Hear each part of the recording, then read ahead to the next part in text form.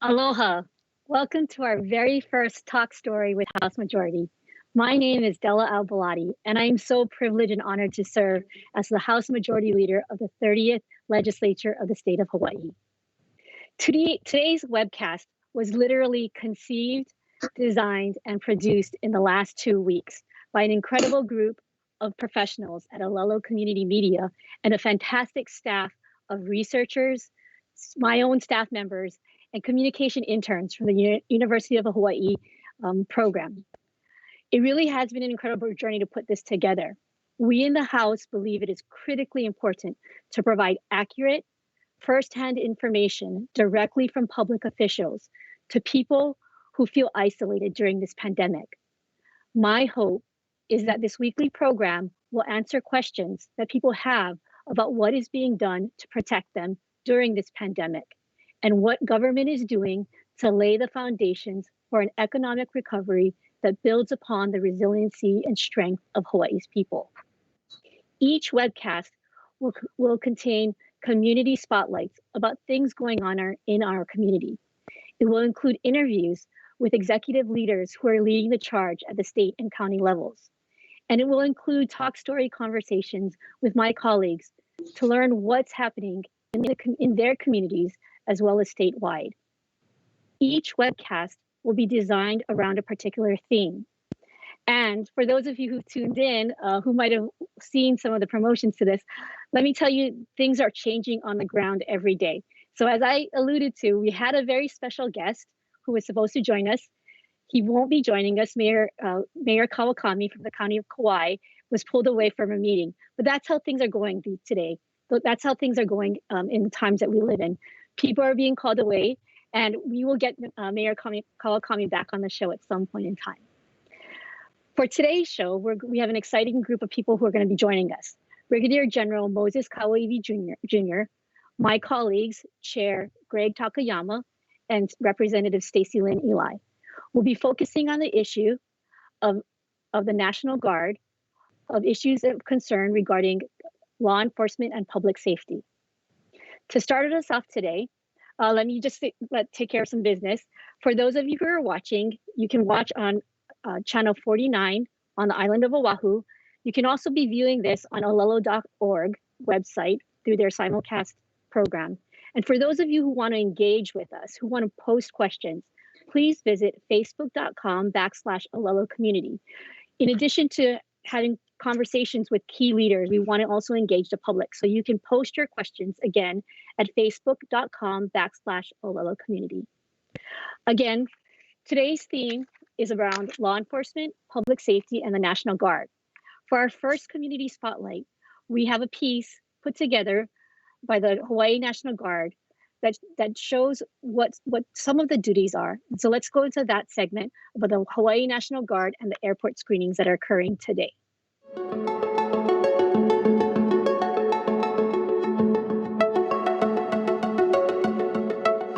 Hawaii National Guard soldiers recently started their COVID-19 pandemic mission in support of the Hawaii Department of Transportation with medical screening of incoming and departing passengers as well as airline crew at the Daniel K. Inouye International Airport in Honolulu, Hawaii. We're here in support of the COVID-19 pandemic. The National Guard is here to support first responders at the airport to help the people of Hawaii for screening and temperature for people coming on and off the planes. In this way. Honestly, during this time, I'm just glad we get to be here and help Hawaii during this time. I know the first responders and medical professionals need help and time right now, and we get to provide that with our assistance in any way, and I'm just glad that I'm here and getting to serve Hawaii. The Guardsmen will be located at passenger arrival gates and TSA security points to assist the Hawaii Department of Transportation staff with medical screening that has been put out in place during the COVID-19 crisis. Arriving passengers from domestic and international destinations as well as departing inter-island passengers will have their temperature taken to determine if any additional medical screening is necessary. This is Tech Sergeant Andrew Lee Jackson reporting with the Hawaii National Guard. Thank you, Olelo. So we have as our first guest, Brigadier General Moses Kaoiwi Jr., who serves as the Joint Task Force Commander. Welcome. General Kaoiwi. Aloha, everybody, and happy to be here, and thank you for having me so that I can answer all the questions that some people may have concerning the Hawaii National Guard involvement in our state response to COVID-19. Thank you, General. You know, when this all started, as I understand it, around March 25th, 100 National Guardsmen were activated, but more recently, we've had more Guardsmen activated. So can you just share with our viewers, what is the role of the Hawaii National Guard in assisting Hawaii through this public health pandemic? Yes, so the Hawaii National Guard has been the response element when a natural disaster occurs or any type of incident where you need that extra support to the counties to respond to any type of emergency that goes beyond the capacity of what the counties can provide for themselves. So that's a tool that the governor can use to assist. In this case, with COVID-19, because of the widespread virus across the state, we've activated our National Guard to assist the county mayors in that response. And we'll assist them in many things, such as for the state, especially with the screening at the airports, as you see out there, and what you just saw on the little clip that was just provided. We also have liaison officer support. In other words, personnel from the National Guard working with the counties in the emergency management agencies, as well as civil defense in Hawaii County, to assist them in the requests that they have for any type of other type of support, such as security and other type of items that the National Guard may be able to support with. So this is so unusual because we've seen the National Guard activated in times of physical hurricanes, the volcanic disruptions, but this is something really different. Can you tell us a little bit about how the Guard is being trained to do these things? Because I know that they're doing an excellent job, but this is just a little bit different than what we typically expect of the National Guard. Yes, this is something that is not necessarily new, but something that we're not normally called out for. So for example, we have medical units inside our National Guard. Specifically, we have the 154th Medical Detachment that we used for civil support. Normally, they would come out during a disaster to help with the triage and any type of other medical issues that might occur. So they're helping us train to understand how to do many of the tasks that might be called upon, such as the contact tracing or even the swabbing.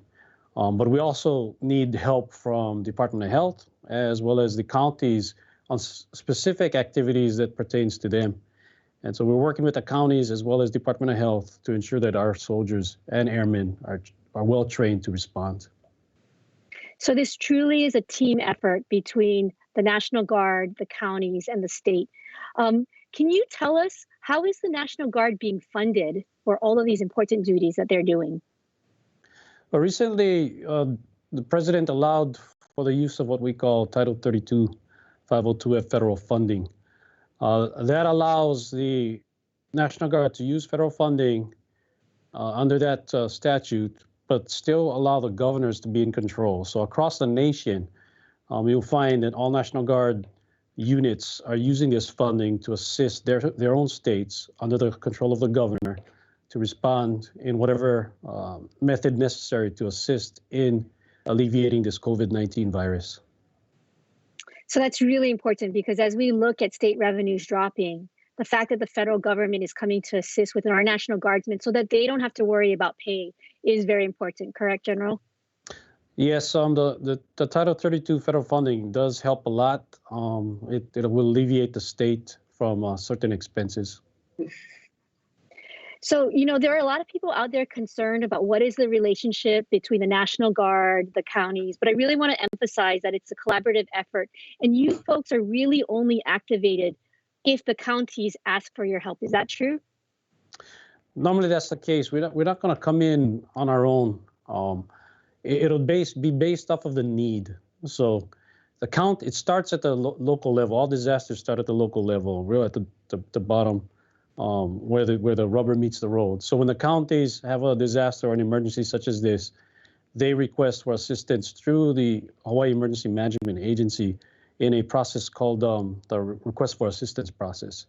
That requests for assistance originate at the county level in a system called Web EOC, and it's a tracking database system for all to see. So we all have the common operating picture, so to speak, of where the requests are. It's a collaborative tool that allows us to see what the requests are. It comes up to our area, we see it, and we ask questions and get more fidelity on what the real request is and the support that's needed to execute that request. So you can say it's from the county to the state. The state then goes through their, in the Emergency Management Agency, goes through their emergency support functions, in which the Hawaii National Guard plays a big part of as Emergency Support Function 20. And we sit there and we collaborate with the counties as well as with the state on what type of support will be needed. Some support may not be needed by the National Guard. For example, some transportation support, security, medical services. We all share in the burden, so to speak, and we don't want to take over somebody else's job when they, by all means, have the means to execute that job. But we're there just to ensure that should there be a gap in emergency services, we can come in and provide that or alleviate that gap. So what this does is it actually allows for there to be county-specific responses. I mean, I know we see on Molokai something happening very differently than what's happening on Hawaii Island. Can you talk about some of those differences for our statewide viewers here today? Yeah, so when you look across the state, different types of requests are in. You got the common request, which is the airport screening, and that's all throughout the whole state. But for example, when you're looking at Kaoiwi, for example, they got the mayor has different needs based off of his security needs to assist in preventing social gatherings at parks and as such. So he's asked the Hawaii National Guard to do some of the security type missions that prevent people from entering the parks, as well as assisting the law enforcement personnel to do some type of roving patrol or any type of other activities. Now, if with that kind of operations, we will not act alone. We'll always be in support of law enforcement. They take the lead, and we're only supporting. We do not take over or execute any type of law enforcement in that situation. I think that's really good to reassure the public that it is a coordinated effort. I also know that, like in Hana, you folks are helping and assisting with some of the traffic checkpoints. Is that true? Yes. So depends on what Mayor Victorino needs concerning the specific Maui requirements he has, especially with Hana, because it's an area that's isolated right now and it's far to reach. He has designated one of those areas as a checkpoint for National Guard to assist in. So just going back to what you were saying about the communication, I know some folks are frustrated and they want the National Guard to be here or to be there, but it truly is a communicative, coordinated effort, and it's coming up from the counties, and so that we know where the response needs are. And isn't that a really critical piece of the National Guard, the communication and the coordination? Yes. We ensure that we are not getting ahead of ourselves. We make sure that the county is in the lead, they are in charge, and we are supporting their efforts in the response. So going back to the earlier question about communication coordination, like I said, we have our liaison officers at the county level, and the requests stem from there, and we coordinate and work with them first before we actually execute any type of mission or activity. So I want to remind our viewers, if you want, you can log in your questions into the Facebook Live at Olelo, at facebook.com/Olelo community. We're happy to take some questions for General Kaoiwi, but as we continue, so General, yesterday, Mayor Caldwell announced the extension of stay-at-home orders on the island of Oahu, city and county of Honolulu. Again, something a little different, but I expect that we'll see other extensions as well. As we go longer into stay-at-home orders, is the National Guard ready to step up and do other things it may be tasked with? Yes. So depending on what the county needs, we'll be able to assist. We have, like I said earlier, and you've seen the news reports, we have 1,200 National Guardsmen across the state. Each island have appointed a task force commander, and those task force commanders are working directly with the mayors as well as the emergency management agencies and the liaison officers, like I spoke about. So there's a constant communication to ensure that we are supporting the county. We're not in charge. We're not the leads, and we build relationships among the first responders in that manner, so we can understand what is really the role of the National Guard in relation to the need that's on the ground. Thank you. You know, we have our first question, and I want to acknowledge it. Thank you, Cookie Akau Gasper. And she actually asked a question, General Kaoiwi, that I will field. The question is, why can't we use federal funds for land for farming, supporting mom and pop stores? I really want to make it clear to the community and our viewers out there, there's lots of different federal funding lines coming down. The National Guard has access to Title 32 funds as well as some FEMA funds. We know, maybe General can comment on that. But there's lots and lots of other funds that we are monitoring as a state legislature, and that the executive, the governor, is really looking at and monitoring to deploy in the places that we will need them. For example, in farming, in supporting businesses. We know that there is a tranche of federal funds that are coming down for unemployment claims. General Kaoiwi, do you want to weigh in on some of the FEMA funds that are coming in to also support your efforts? Yeah, so all of our efforts are designed to execute. So like the FEMA funding is tied in with what we have, the Title 32 funding that I mentioned. So FEMA will be tied into this Title 32 funding, and we're executing with the pay and allowances for our soldiers. Just to go back on the overall federal funding process, when Congress passes the budget, it really specifically allows you to spend money in certain, like you said, tranches. And so for us in the National Guard, we have a certain amount that we can execute and so forth. So in this case, they've allowed us to spend money for the response, and that's why it's coming under Title 32 under the federal funding. And it's incredible amounts of money. And I know with the FEMA funding for our viewers, there is a bit of a state match. So again, this is a coordinated effort between the executive, who's really on point, but also your legislative leaders who are constantly monitoring what's coming in. And for example, today we know that another bill has been passed that will likely bring in more funding to the state. So it's something that we're all looking at, right, General Kaoiwi? Yes. So all the expenses across the state will be, from an emergency management standpoint, be looked at from a FEMA reimbursement process through public assistance. But, you know, Hawaii Emergency Management Agency would be better able to explain the process concerning that. Sure, and maybe that's someone we can have on for our next talk story with House Majority. General, is there anything specific that you'd like to add about maybe what some of the future missions might be for the National Guard as we move forward? I know you said it's dependent upon what the counties need, but is there anything in the way of public health that you think that we might be seeing the National Guardsmen more engaged in as we move forward? So we're doing like I mentioned earlier a little bit, the contact tracing and swabbing. We're there to assist if needed. We're preparing teams to assist Department of Health with the swabbing, and we're waiting on Department of Health to provide us more guidance on how they want to execute that. And also, I have a task force medical unit comprised of medical personnel in the National Guard that is not engaged outside in their civilian jobs in the medical field. So we make it a point to ensure that we're not taking from the counties or the state employees to respond. And so we're responding with our medical, and they're waiting to assist in any type of medical issues that they may be needed to address. I'm putting you on the spot a little bit, General, so I know you guys don't like to get ahead of yourselves, but I just know that, you know, as we all look forward, there's going to be so much more that the National Guard is going to be doing, and we really, really, really just appreciate it. It is such a coordinated effort. I think I'm getting the signal that we might be moving into our next segment, so I just wanted to leave you, I don't see any other questions coming in from our Facebook feed. I just wanted to leave you, General, with the opportunity. Any final thoughts you would like to leave for the public as a Joint Task Force commander?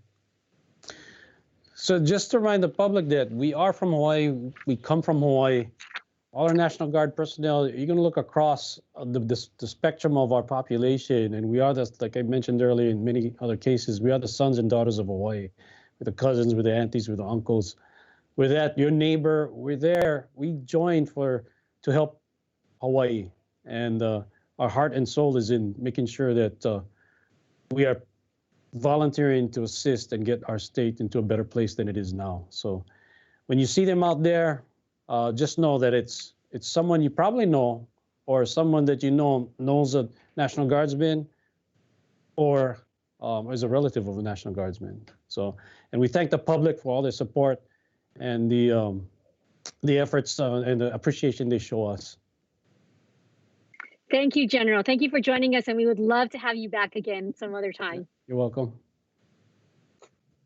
So, so to the public out there, you know, the National Guard really is helping us lead the effort to beat back COVID-19. What I'd like to transition to is our community spotlight. We know that folks out there are concerned about public safety, about law enforcement issues. So before we go into our talk story with my fellow legislators, what I'd like to do is introduce our second community spotlight, which really focuses on the important issue of domestic violence and the work that is being done by advocates such as the Domestic Violence Action Center. If we could roll that, Olelo.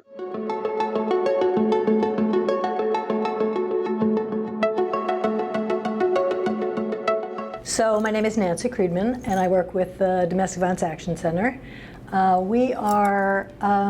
We consider ourselves a full-service domestic violence agency. So the only work we do is devoted to addressing and responding to the problem of domestic violence. Through our programs, provide direct services to make the community aware of the gravity and the complexity of domestic violence. When you receive a directive to stay at home and shelter in place with your abuser, if you live with an abusive partner, that raises the danger for the person living with the abuse. There's no escape. There's no time out to go to school or work. Neither partner is leaving to go to work. So we're very anxious about the harm that's taking place behind closed doors. We at the Domestic Violence Action Center have added a text feature to our helpline. Again, when you're sheltering at home, you can't make a telephone call. The person is standing right next to you or in the next room. It's very risky to make a call. So we've added a text feature to our helpline and a chat feature to our website. So if people are working at home, it could look like they're working at home and being in communication with us. On all of the state agency websites is our chat number and our text number and our helpline. So anybody looking for help will be able to get help. We're anticipating a landslide after the directive is lifted. People will finally be able to reach out, get out, and make the hard decisions that every survivor makes about, do I stay or do I go? Is it going to change? Is it going to get better? So we're trying to brace ourselves and beef up our resources so that when that landslide occurs, we're going to be ready to help everybody who needs us. It's tricky to work from home. I mean, we had to put everybody in a half part-time work at home, work in the office, if it's not possible. Some people live in situations where there's no confidentiality because they live with other people. So we sort of had to figure out how to manage staffing. There are 50 of us, staffing so that there's a reduced number of people in the office and that everything can still function. I mean, there have been some pretty brilliant initiatives stood up in other places across the globe. I don't know if you're familiar with what's going on in France, but I'm sort of dreaming of something similar here. In France, they have created a way for survivors to use a code when they go, let's say, into a pharmacy.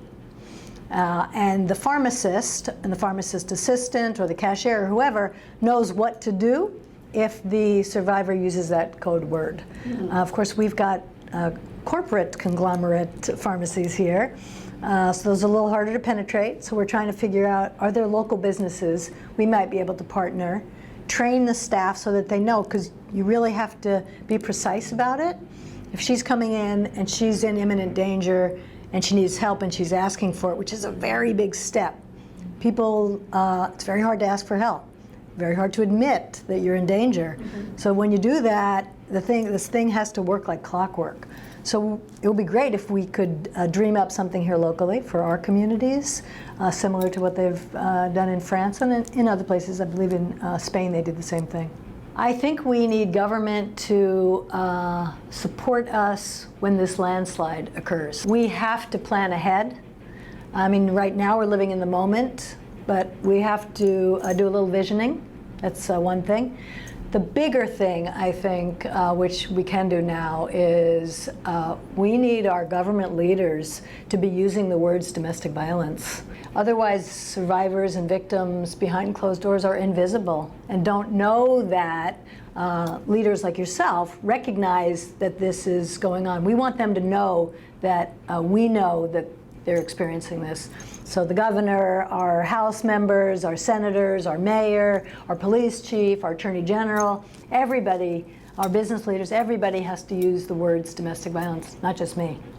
I mean, the most important thing is to let the community know that we are here, we are active, we are responsive, and we are ready to help anybody who needs help. Every loss belongs to all of us as a community. So let's make sure we get out in front of it and let people know that we're here to help. Thank you, Nancy. Yeah, you're welcome. Thank you for being such a wonderful voice. You're welcome.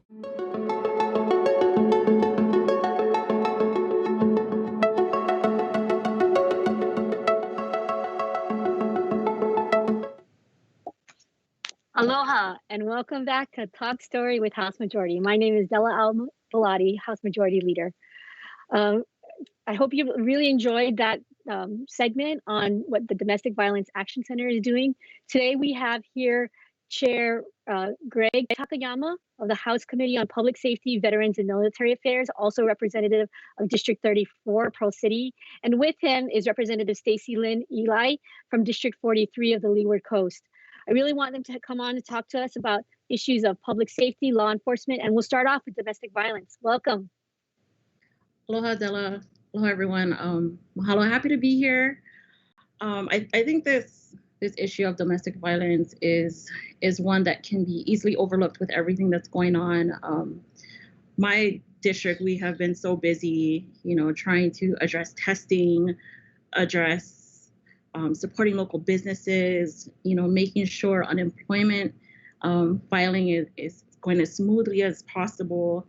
Working on food distributions for our keiki to our kupuna, that it's unfortunate that it's easy to overlook the fact that many of our constituents, our community members that are coming through these lines that we are distributing to are also victims. So I'm really just grateful to Nancy, to DVAC, Domestic Violence Action Center, for really shedding light on this issue. It's something that's important to me and the rest of my community, as we realize that on this stay-at-home order, many of our community members are in a home that's not safe, that they're being victimized. And so, we want to reach out, and I think that it's important for us to make sure that they have access to, to the outreach, to the help that they're needing during this time. Thank you, Stacy. And I know Chair Takayama, you are very concerned. I know that you do work with the YWCA. Any thoughts and comments on domestic violence and those issues that we might be seeing or might be hidden, actually? Sure. Thanks, Della. I just want to add that, even in the normal times, domestic violence is a matter of concern for the entire community, but particularly so now when all of our families are undergoing a great deal of stress. People are unemployed, kids are home from school, and they are just adding to the normal pressures that families already have. So, I commend the terrific work that Nancy Creedman's doing with domestic violence, as well as all of our other agencies, including the YWCA. I think we all need to pitch in we all need to share in the problems we face in terms of facing domestic violence and coming up with solutions. So, this is something that the legislature, when we come back into session, is going to take a really strong look at it in terms of how we can strengthen the efforts of the many community organizations that are focusing on this. And I just want to make a pitch, Gregg. I know, Stacy, maybe you can explain it. I know that the Women's Legislative Caucus, they encourage donations through their virtual Easter basket drive. Can you talk a little bit about that, Stacy? Yeah, absolutely. So every year, the Women's Legislative Caucus, we do Easter baskets from our collective offices, to distribute, to Domestic Violence Action Center, Parents and Children Together, Institute for Human Services, and even the Salvation Army. It's something that is very important to us. And even with everything that's going on with COVID, the caucus, we still made time and effort, to make sure that we still put together these baskets and donations to get to, the people that need it the most. Thank you, Stacy, for helping lead that effort. Before we transition to the next topic, just generally about law enforcement, concerns about crime generally, I do want to make a pitch to our viewers. Please visit facebook.com/Olelo community. Plug in your questions on the Facebook comments page. We are going to be taking questions, and I'm happy to answer any questions as House Majority Leader. Chair Takayama and Representative Eli are also here. So we want to really engage the community. If you have general questions, whether it's in their kuleana or perhaps mine, we're happy to answer them. So let's go to the issue of crime generally. And I'll start this off by just sharing, 2 weeks ago, I had a colleague living in representing Makali Moiliili, and he showed me this picture of this flaming electrical pole. I live right nearby the Hawaii rent hall that unfortunately was vandalized. So I think there's a lot of concerns about crime generally. So did you want to speak to any of that, Stacy, about some of the concerns that you might be seeing in your community? Yeah, I think, before, COVID, we were already having issues with our officers, being stretched thin, because we are short officers in this county. And with COVID and the stay-at-home order and, just everything that's been put into place up until now, it's been really hard for our community to really understand, what's going on as far as the beaches. I've had a lot of issues with tourists and, even with some locals who are going into our parks. Not all of my parks have gates. Some of them were blocked off with cones and caution tape. And these things were easily, pushed to the side or torn down, and people were still going in. In fact, currently at Trax Beach in my district, there are cars parked alongside the incoming lane coming into the west side, and I have surfers running across Farrington Highway to get to my beach. And it's been a concern. It's a highway. We have cars going back and forth, and we're encouraging our community members, to stay home, so that we can flatten this curve, so that we can all be safe and get past this.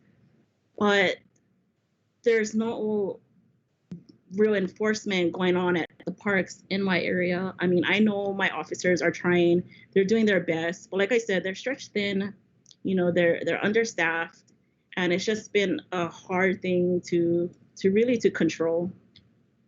And let me weigh in here because I will be the first one to say, my family and I, we walked through Ala Moana Beach Park when we shouldn't have. And I think there's this concern about the changing nature of the stay-at-home order. So it's really important for people to listen to what those stay-at-home orders are. And we know, for example, that the city and county of Honolulu is going to be lifting some of the restrictions so that people can now walk and run through. But I think maybe the message here, and maybe Chair Takayama, you can weigh in here. I think the message really here is, one, to kind of pay attention to what those stay-at-home orders are. And then even if you're unclear, really what we need to be doing is social distancing. So while it may be now, after April 25th, okay to run through a beach park, you really have to do it quickly, and you shouldn't be in large groups. You should really only either be by yourself, wearing a mask if you can, or you are only with what they call your germ biome, with your family, your most intimate family members. You really should not be in large groups of more than 10. What do you think, Chair Takayama? Oh, definitely, Della. I think that the message that is permeated all throughout the messaging you hear from our state and county leaders is the importance of social distancing. That's the only way we're going to keep the curve down and minimize the number of infections we suffer in the community. And just talking generally about crime, this is really an unusual time. We've never lived through a period like this. And crime actually, in general, is down. Families are at home, so burglaries are down. Bars are closed, so DUIs are down. The county of Hawaii, I just saw yesterday, came out with a statistic that overall crime is down 33% compared to the month prior to all of our shutdown. So it's really a new normal for all of us in the community to get adjusted to. And, you know, even though traffic may be reduced substantially and fatalities are down compared to the previous last year, we still need to follow common sense rules about it, not speed, because anyone who's driven on H1, H2, H3 has seen the number of speeders that are on our highways. So we need to be careful about it. And I just think that when people are at home, and we talked about the stresses that are home, people need to get out, and exercising is fine. As you mentioned, Della, as of this coming Saturday, it'll be okay to walk through city parks for the purpose of exercising, for the purpose of jogging, and that sort of thing. So it's just something that we need to pay attention to. Thank you. And you know that tip about not speeding is really big, because I know that in my community, within a span of 2 days, there was a Kapuna elderly man who was walking who got hit, and then there was a car that overturned right on our busy Beretania Street. So really important, if you're on the roads, to be still driving very safely. Definitely. Can we switch up a little bit, Chair Takayama? So, you know, there was a lot of concerns and questions about what's happening in our jails. There was this huge push for the release of inmates. Can you shed a little bit more light on that process? Because I think there's a couple of things happening there that the public doesn't really understand.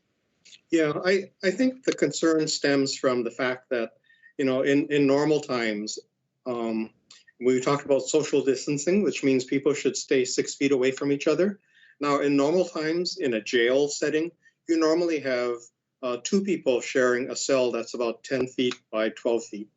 And that, in a normal situation, having 2 people in a room that size, it's almost impossible to maintain 6 feet distance from each other. Now, our jails, particularly on the neighbor islands, because they're so overcrowded, it's not unusual to have 3 or even 4 people sharing a cell of that size. So the concern naturally stems from concerns over whether the possibility of COVID-19 could spread to our jail facilities. Even though inmates and detainees are in the facilities, staff needs to come in from the community every day. Our correctional officers, our social workers, our medical staff, they're all out in the community for most of the time. So there's a strong possibility of bringing in COVID-19 from the community. And that's why there was a real push to minimize the number of inmates and detainees we have particularly in our jails, because jails are where we have people who are awaiting trial. They're arrested, brought in off the street. Half of them are in our jails for the purpose of awaiting trial. They can't post bail. So what has been happening is that our public safety department has been working with police and prosecutors in trying to keep down the number of people who are arrested and brought into our jails. What the police and prosecutors have been doing has been trying to divert them as much as possible from actually serving time in jail, instead diverting them when appropriate to rehabilitation, drug facilities, if in cases of mental health problems, to mental health facilities. And over the past month and a half, they've decreased the number of inmates that we normally have by about 600. So as a result, the jails and prisons is the lowest it's been in more than 20 years, while at the same time doing our best to preserve public safety. Now, what's happened is that more recently, the Office of Public Defender has asked the Supreme Court to take a step further and further reduce the number of people we have in our prisons and jails. And so what's happened since then is that the Supreme Court has taken what I think is a sensible action at the urging of the governor and legislators, which is to not release inmates en masse, but to take each of them on a case-by-case basis. And in other words, determine whether the inmate poses a threat to public safety, and just as importantly, whether that inmate has a place to go. We don't want to have them released and further burden our homeless facilities, which are already stretched to the maximum. So in a nutshell, that's what's happening as we speak, is that the Supreme Court is reviewing cases on a case-by-case basis to see whether, if it's appropriate for an inmate to be released early, then to do so, but in a way that respects the need for public safety. I agree with you, Chair Takayama. I think that is a sensible approach, the case-by-case nature. Can you speak to a little bit about, there's a partnership with the Federal Detention Center? Oh, definitely. Normally, the Oahu Community Correctional Center, our jail on Oahu, leases some space from the Federal Detention Center.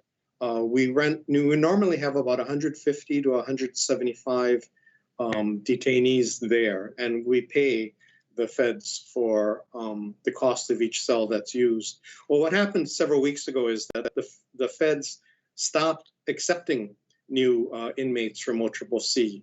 And so the governor appealed to the president to ask that restriction be lifted. So as a result, we're back to normal, and we are again able to send about 150 to 175 detainees to the Federal Detention Center. And that's helped a lot in alleviating the overcrowding at OCCC. And I know that in both Federal Detention Center and in our local jails and local prisons, the administrations are very concerned. And so they're testing and wanting to make sure that there is no COVID spread within those facilities because of the health of those inmates. Oh, definitely. Every incoming person is detainee or arrestee is screened and if necessary, subjected to a test. And as a result, we've had no cases of COVID-19 in any of our jails and facilities. And knock on wood, the policies and operations of our Department of Public Safety continue to maintain that record, which is really important. Once it gets in, it'd be very difficult to control. So I know we're watching that carefully, Chair Takayama. We have one question, and I want to thank all of our viewers. Again, this is the opportunity for you to weigh in. I don't know if we're going to be able to answer this satisfactorily, but it's a question from Alan Smithy, who's asking, are you making plans for civil unrest if this lockdown continues? I can try to tackle it. Chair Takayama, do you want to try to tackle that? I think that's a question. The governor has activated 1,200 members of the Hawaii National Guard, as we heard earlier from General Kaoiwi. In a case of civil unrest, they would play an important role in helping our local law enforcement authorities. But thankfully, up till now, I think the spirit of cooperation among all of our communities has been very strong. And I think just in case there should be cases of unrest, I am fairly sure that our National Guard and law enforcement authorities would be ready to act.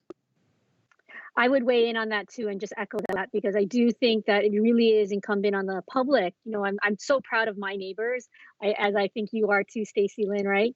It's really going to be important about public cooperation. So, Chair Takayama, you were talking about this a little earlier, the new normal. What are we doing?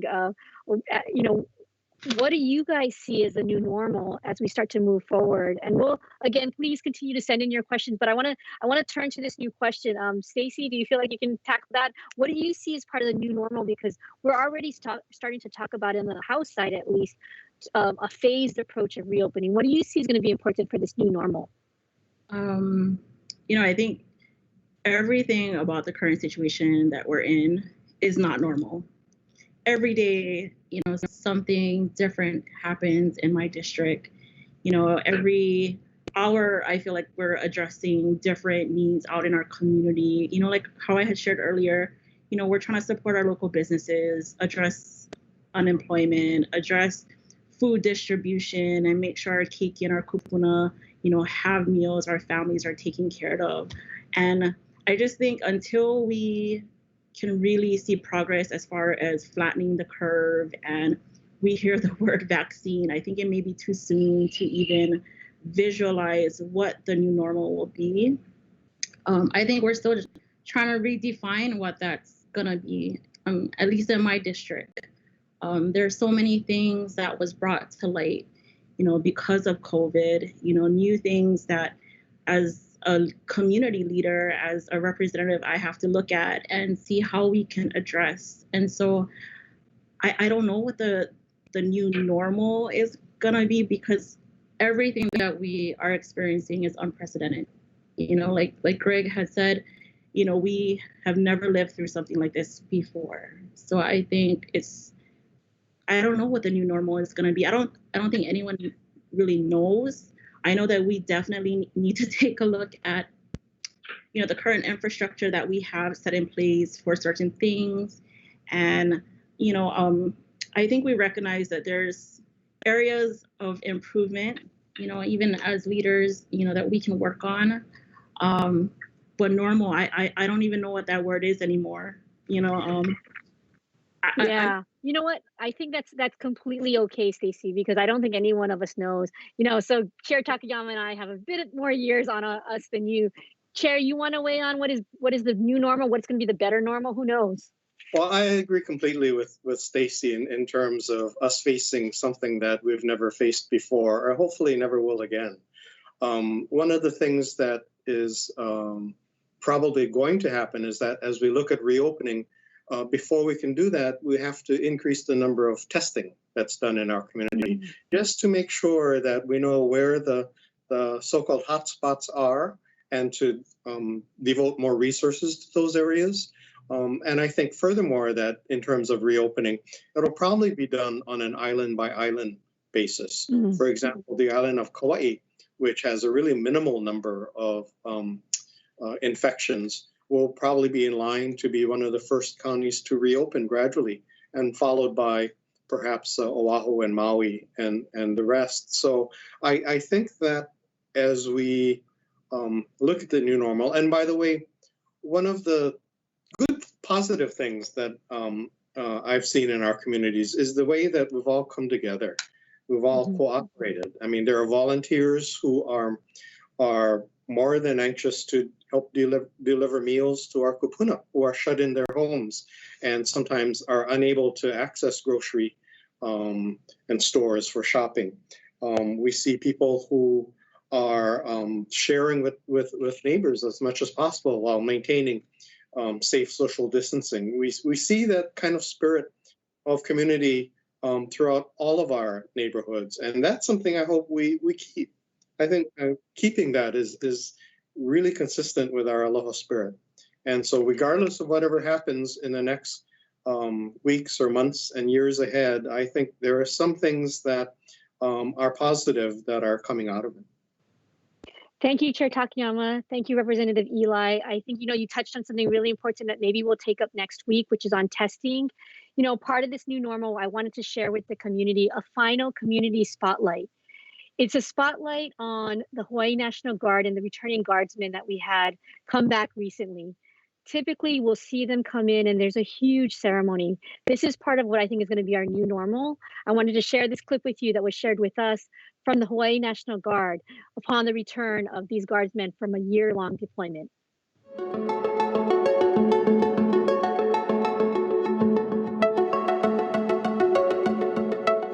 Hawaii National Guard soldiers with the 1st Battalion 487th Field Artillery Regiment have returned from their year-long deployment to Afghanistan and Iraq. The soldiers arrived via a commercial charter flight from Texas, where they have been quarantined after their initial return from overseas. They were medically screened by fellow Hawaii Guardsmen and members of the Hawaii Department of Health, who are screening all incoming passengers for COVID-19 at the Daniel K. Inouye Honolulu International Airport. Getting on the plane in Texas, it was surreal. It's been a long year, and so it was more of a, can't believe this is actually happening. There's a lot of delays, there's a lot of changes due to this whole COVID thing. And so just being able to get on the plane and say that, hey, we're on our way home, that meant the world to everyone. This deployment for the field artillery soldiers was a historic one for this unit. It was the first time that a field artillery unit has been assigned to perform the Counter-Rocket Artillery and Mortar System, or CRAM, mission. Over 100 soldiers with the 487th earned the combat action badges for actions taken while protecting U.S. assets in Afghanistan and Iraq. I've been with the Hikino Battalion for my entire military career. I've been in it for about 7 years. So this is just going with family. This battalion has been my home for the past 7 years, like I said, and just being able to go with them, that meant the world to me. The soldiers' families waited outside the 29th Infantry Brigade Combat Team's Readiness Center to pick up their returning guardsmen. Emotions were high as a mandatory 14-day quarantine loomed over the soldiers' return. I'm gonna have to quarantine him first, 14 days, that's for sure. And then maybe work from there and talk about it. It's just sad because then it's a must. It's a must that we have to do it. But then I just felt like it's sad because then they're away for like what, almost a year, and they deserve a grand reunion, you know. But then this happened. But it's just how it is. He already asked me if Foodland is open, and I said yes, they're open at 10, and I'm pretty sure he's gonna buy poke. Bonus! Bonus! Bonus! Bonus!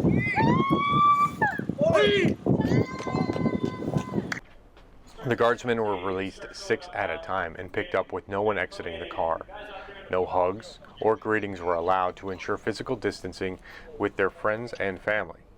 It was an awkward redeployment event that resembled a drive-thru, with the products being the happiest soldiers in the world. It is what it is. I know that that saying's been thrown out a lot, but it is. We understand that there are limitations, that there are constraints outside of our understanding and outside of our control, and you know, we'll just roll with it. We'll do what we have to do. It's great that leadership came out to welcome us. It's great that we had the support of all the community when we arrived in the airport. And you know, it wasn't the welcome home ceremony that we expected, but at least we got something. This is Tech Sergeant Andrew Lee Jackson reporting with the Hawaii National Guard.